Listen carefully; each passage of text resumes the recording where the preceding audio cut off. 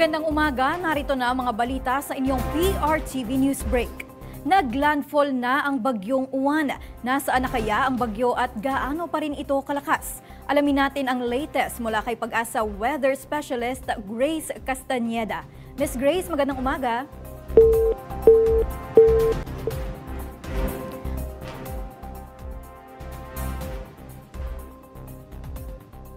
Babalikan ho natin mamaya ang ating Pag-asa Weather Specialist. Sa ngayon, alamin naman natin ang naging epekto ng bagyong Uwan sa Isabela. Naroon si Christian Bascones. Christian? Mari, sa halip na takot at pagpapanik, pagtutulungan at pagkakaisa ang namayani sa lahat ng mga residente ng lalawigan ng Isabela sa paghagupit o sa gitna ng paghagupit ng bagyong Uwan. Imbis na maghintay ng rescue, maraming mga residente ang tumutulong sa paglilikas ng mga bata at matatanda habang papalapit ang bagyo kahapon. Ayon sa PDRRMC, Isabela, umabot sa halos 11,000 pamilya ang inilikas kahapon upang maiwasan ang peligro ng baha at malakas na hangin. Dito sa lokasyon ko ngayon, may higit 100 pamilya ang nanunuluyan.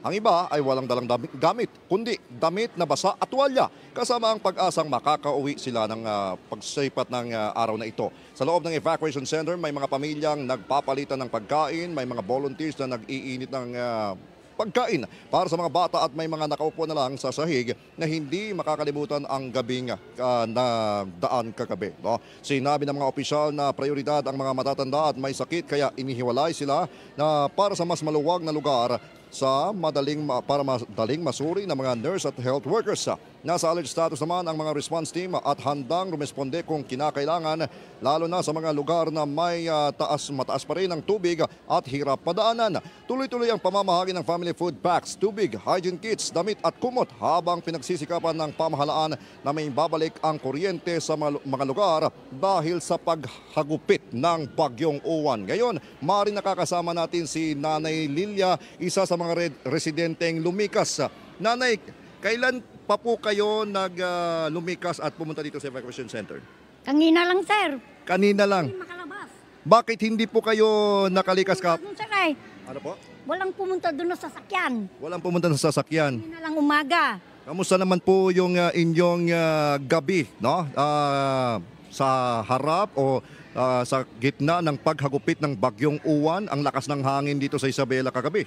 Ay, mahirap, sir. Hindi gaano akong nakatulog. Kasi yung malakas na mga kwan, lumilipad na yero. Nakikita ko sa inyo kanina, Nanay, na imbes na kayo ay malungkot, no? Nakita kita, masaya ka pa kanina, no? Kasama ang inyong... Sino ba kasama mo kanina? Ayan lahat, sir. Kamusta naman po sila dito? Okay rin naman, sir. Masaya naman sila. Ano pong sikreto? Masaya kahit hinagupit po kayo ng bagyo? Kasi nandito na kami, sir. Kaya masaya na kami. Magkakasama. O magkakasama. Thank you so much, Nanay Lilia. Isa lamang po si Nanay Lilia at kasama ang buong pamilya niya na sa mga lumikas dito sa FLD Coliseum sa Cauayan City sa tala ng PDRRMC, higit 11,000 mga residente ang lumikas sa buong probinsya ng Isabela. Mari? Christian, mukhang masaya nga si Nanay, no? Kahit na malakas yung tama nga ng bagyo dyan kagabi. Pero dyan ba sa pwesto nyo kagabi, kumusta ang ating team?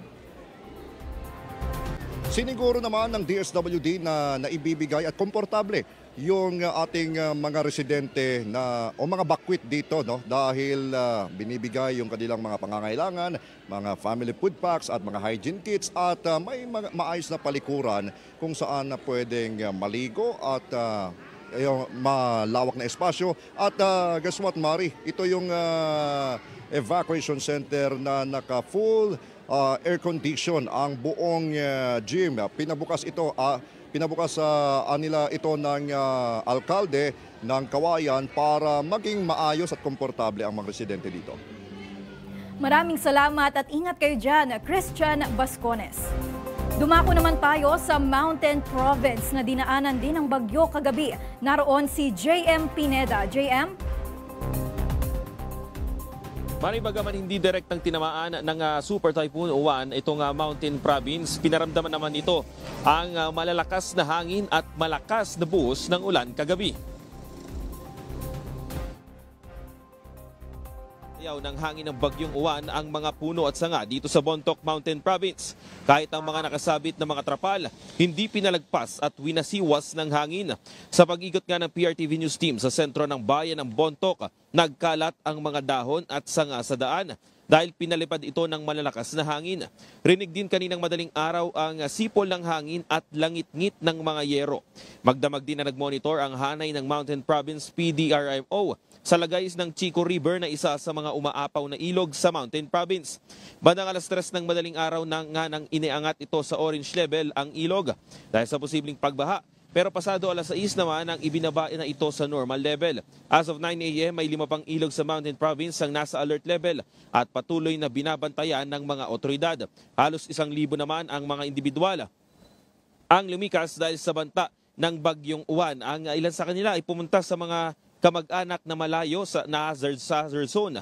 Pero may ilan din naman na nasa evacuation center muna nagpalipas ng oras. Nagsagawa naman ng clearing operations ang mga tauhan ng PNP sa mga kalsada na may kalat o nagkalat ang mga sanga at mga bato para maiwasan rin ang aksidente. Marisa, ngayon, ayon dun sa impormasyon natin na galing sa PDRMO, ilang mga kalsada dito sa Mountain Province ang nakasara, lalo na yung mga papalabas ng papuntang Baguio. Yung Bontoc-Baguio Road ay sarado ngayon dahil sa ilang mga landslide na nangyari. Pati na rin yung papunta doon sa Nueva Vizcaya na ngayon nga ay meron daw mga natumbang mga puno at mga poste. Kahit yung papunta dito sa may Banawe ay nagkaroon din ng ilang mga pagguho ng lupa. At sa ngayon nga, papakita ko lang yung sitwasyon, Mari. Ito yung Chico River na kahapon nga na binabantayan o kagabi nga na binabantayan ng mga otoridad. Sa ngayon nga ay nasa mababang level na ito ng tubig.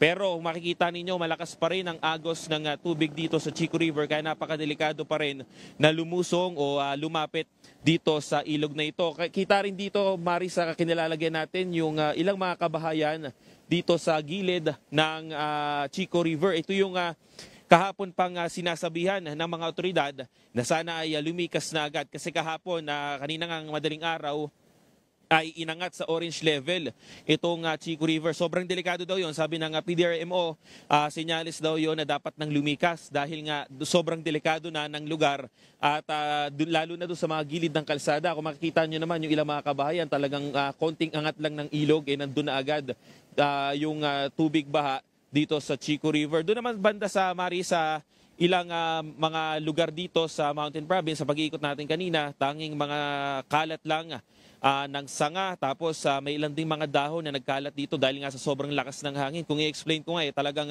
parang buhawi yung nangyari kaninang madaling araw dito sa bayan ng Bontoc Mountain Province. Mari.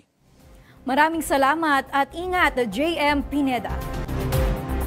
Bago pa man mag-landfall ang bagyong Uwan ay una na itong nagparamdam sa Bicol. Narito ang report. Sa kuha ni Frony Amador, kita na tila sayaw ang Kalamigan Hanging Bridge. Matatagpuan ito sa Camarines Sur. Sinasayawan ng tulay ang hangin na dala ng super bagyong Uwan na bagaman hindi nag-landfall ay dumampi at nagparamdam. Halos zero visibility naman ang kuha ni Nikay sa Virac, Catanduanes. Pinasasayaw ng malakas na hangin at ulan ang ilang mga puno kahapon ng tanghali doon. Sa ulat naman ni Jocelyn Malikdem ng Polytechnic University of the Philippines, kaugnay sa video ni Mondronda, ipinakita ang malakas na agos ng tubig mula sa San Francisco River sa Pulangi, Albay. Pinag-iingat ang mga residente na malapit doon.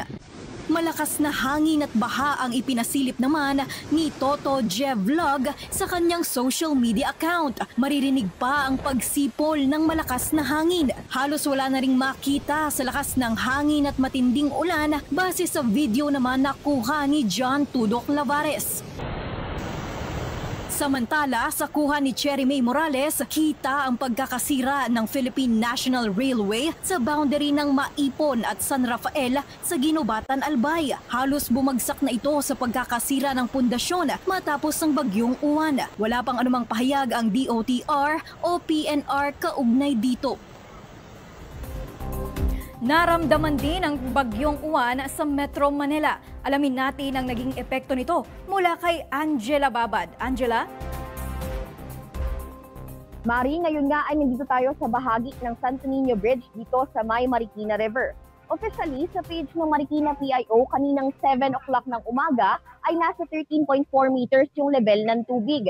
Pero ngayon sa ating pag-iikot at pakikipag-usap sa ilang mga residenteng kanina pa nakabantay dito, ay nasa 13.8 meters naglalaro ulit yung level ng tubig at tumaas bahagya matapos umulan. Kaugnay nga niyan, may ilang mga residente na mula sa Malanday, doon sa bahagi ng Malanday at dito sa Santo Niño na ininikas. Bahagi ito ng preemptive evacuation ng Marikina, pamahalaan ng Marikina para masiguro yung kaligtasan ng mga residente bago pa man tumaas ang tubig dito nga sa ilog. Samantala, dito sa aking likuran, kahit na bumabagyo at malakas-lakas yung hangin, may mga tao pa rin nag-o-observe at nagbabantay dito nga sa ilog. At business as usual pa rin, may mga tricycle, may mga motor, may mga taxi pa rin na umiikot dito sa Marikina at pati yung Marikina Market ay back to parang normal operations pa rin sila. Yung mga tindahan ay bukas pa rin at yung mga tindero-tindera ay ready pa rin na magbenta sa kanilang mga suki. Mari? Angela, napansin ko na malakas yung hangin dyan ngayon. Kumusta ba yung lagay ng panahon? Mari, no, kanina mas malakas pa dito yung hangin na naramdaman natin, naranasan natin. Yung ulan din malakas kanina. Actually, nakapayong ako kanina pero yung payong natin ay nasira na dahil nga sa lakas ng hangin. And I would say, medyo delikado nga no, kung kayo ay wala namang lakad at wala namang dapat puntahan sa labas ng bahay, ay manatili na lamang sa loob dahil nga sa lakas ng hangin dito sa Marikina. Mari? Maraming salamat, Angela Babad. Libre ang sakay sa Metro Rail at sa Light Rail Transit 1 and 2, kasunod na rin ng Bagyong Uwan ayon sa Department of Transportation. Ayon sa DOTR, ito ay alinsunod sa kautusan ni Pangulong Ferdinand R. Marcos Jr. Bukod pa dito, magde-deploy din ng mga bus ang Office of the President, Philippine Coast Guard, Philippine Ports Authority at ang tanggapan ni Senator Erwin Tulfo upang magbigay ng libreng sakay sa mga pasahero sa Lunes, Nobyembre 10. Samantala, inalis na rin ng Philippine Ports Authority ang RoRo terminal fees para sa mga sasakyang maghahatid ng rescue equipment at relief goods para sa mga maaapektuhan ng bagyo. Kasama dito ang government vehicles, pati na rin ang private vehicles na may dalang relief goods o rescue equipment para sa government agencies. Inanunsyo ng Government Service Insurance Systems ang kanilang 3 buwan na emergency loan payment grace period para matulungan ang mga miyembro nito at mga pensioners na muling makabangon kasunod ng Bagyong Tino at Super Bagyong Uwan. Ito ang sinabi ni GSIS President and General Manager Jose Arnulfo Veloso. Aniya, ito ay isang financial reprieve o isang lifeline. At iyan ang mga balitang nakalap ng inyong PRTV News Break. Live kami sa free-to-air Beam Channel 31, Signal Channel 31 at sa YouTube. Tumutok din sa aming social media accounts sa Instagram, Facebook at TikTok sa @PRTV Prime Media. Ako si Mari Ocampo. Magandang umaga.